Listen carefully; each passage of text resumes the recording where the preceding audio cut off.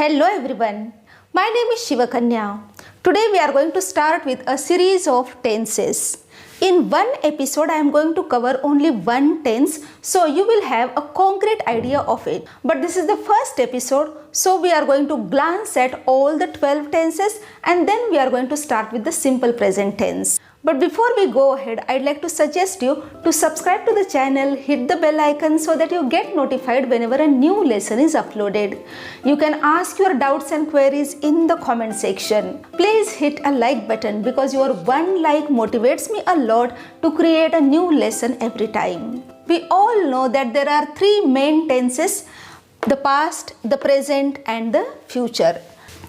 The past tense speaks about the actions that happened in the past and is no longer happening. The present tense is used for an action that is currently going on, or it speaks about the habitual action. The future tense is used for an action that hasn't yet happened, means something that is going to happen in the future. These three main tenses are further divided into four subcategories. That is simple, which is also called an indefinite. Second, continuous or progressive or imperfect. The third one is perfect and the last one is perfect continuous. For perfect continuous, or you can say perfect progressive, perfect imperfect. Okay. The names of the three main tenses can be put either before or after the subcategories. So how we can name them?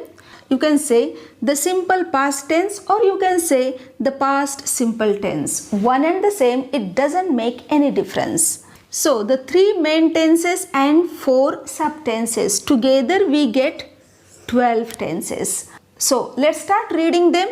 The simple past tense, the simple present tense, the simple future tense. Or you can use indefinite in place of simple.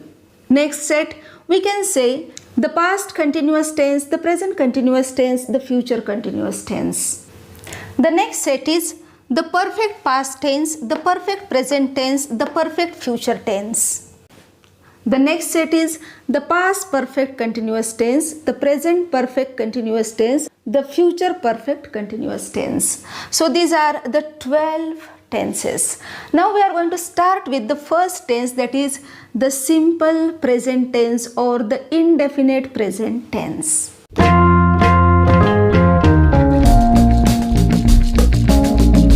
Let's start the simple present tense or the indefinite present tense. Let's start with the examples. It rains a lot during monsoon. The earth rotates around its axis.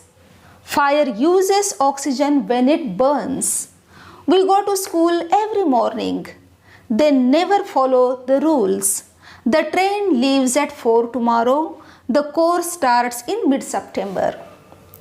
Always remember, the form of the verb decides the type of tense. Let's have a look at all the verbs in these sentences. Rains, rotates, uses, go, follow, leaves, starts. These are all base forms of the verb. Base form of the verb preceded by the subject. Subject plus base form of the verb plus object or the complement or remaining words. The most important thing in the simple present tense is if the subject is singular, then the base form of verb takes s or es as its suffix. Like we can say the course, one singular, starts. Train, singular, s. But we and they are plural subjects, so it hasn't taken any suffix. It is the base form, go and follow. These are the base forms. Fire, the earth, it, all are singular subjects, so it has taken s, rains, rotates, uses. So the structure is very simple. Subject is followed by the base form of the verb, but if the subject is singular, third person singular, then it takes s or es plus object and complement or complement. Now let's see in which situations the simple present tense is used. The first three sentences, It rains a lot during monsoon. The earth rotates round its axis. Fire uses oxygen when it burns. All these three examples, they indicate a general truth, or they talk about the scientific or geographical facts. In such situations, you can use the simple present tense. Let's have a look at the next two sentences. We go to school every morning. They never follow the rules. They talk about a repeated action or customary action. In these conditions also we need to use the simple present tense. Let's talk about the last two sentences. The train leaves at 4 tomorrow and the course starts in mid-September. Tomorrow indicates the future. The same way mid-September indicates the future. Can we use the simple present tense to indicate the future? Yeah, we can use, but what kind of future? It should be a planned future action, like in a timetable or in a schedule. It is a train timetable. It is the course timetable. So in these cases, we have used the simple present tense.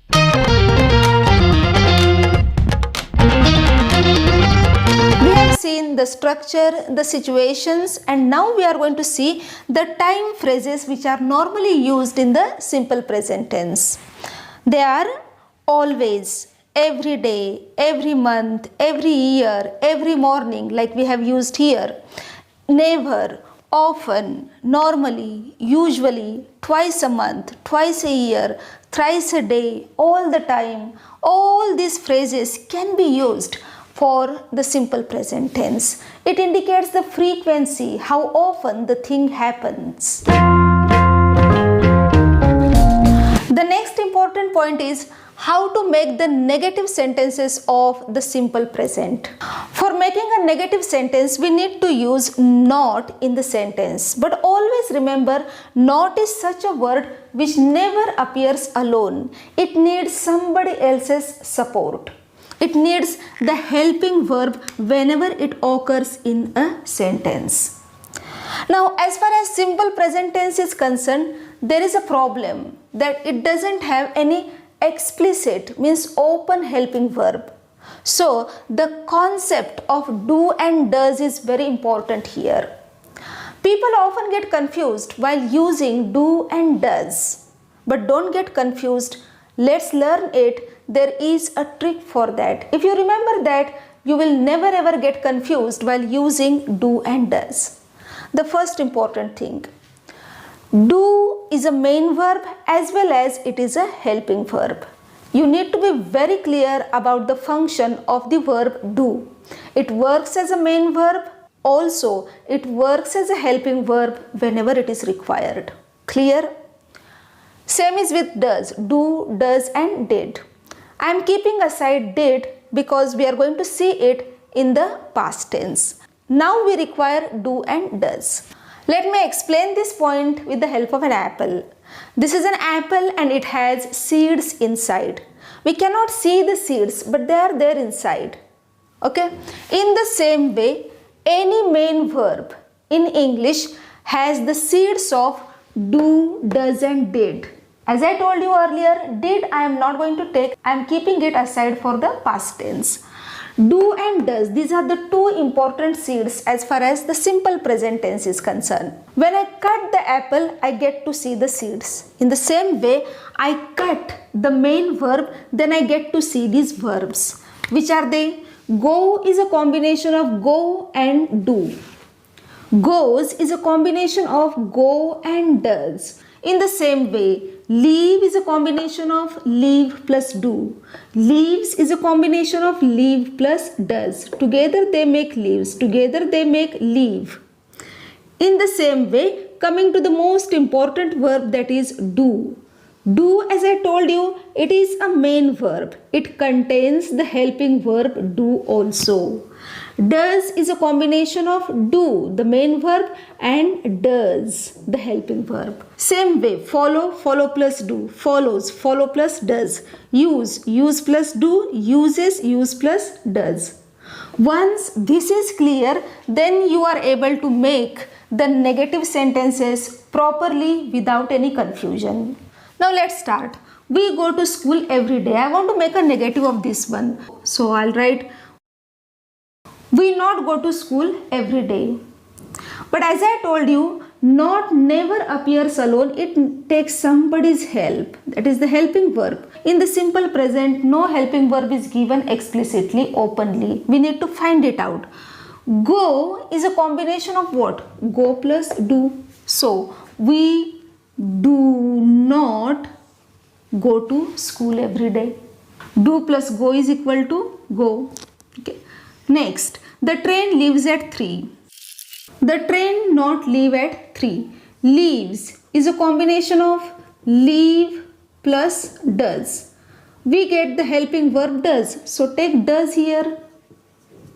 Next, she does her homework regularly. She not do her homework regularly. Does is a combination of what? Does is a combination of do plus does, which is the helping verb. Does is a helping verb. Take it here. She does not do her homework regularly. So does is here and do is here. People get confused. How come does and do in the same sentence?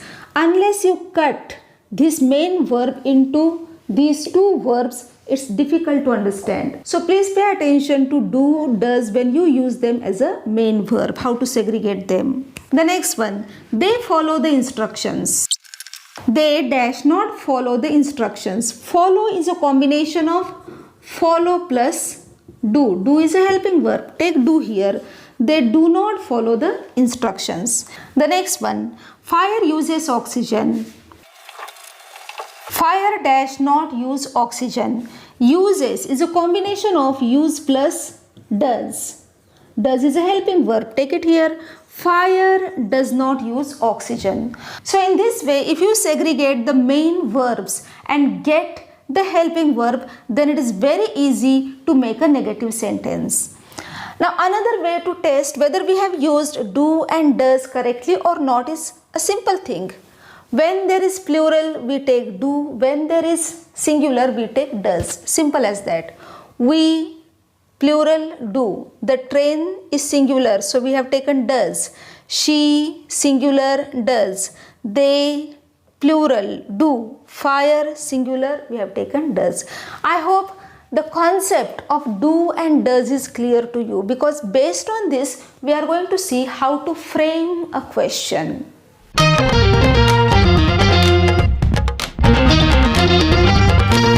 Let's start the last part of this lesson, framing a question. In English, there are two types of questions. One is the yes-no type question or the verbal question, and the other one is the WH type question.